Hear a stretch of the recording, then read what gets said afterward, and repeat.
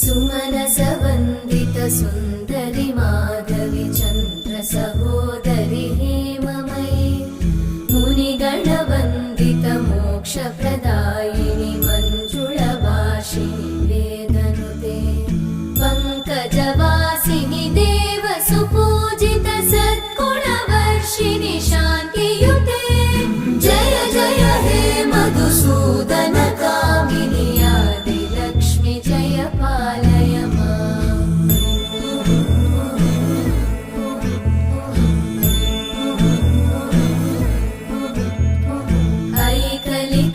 ऐकलिकल्मषनाशिनि कामिनि वै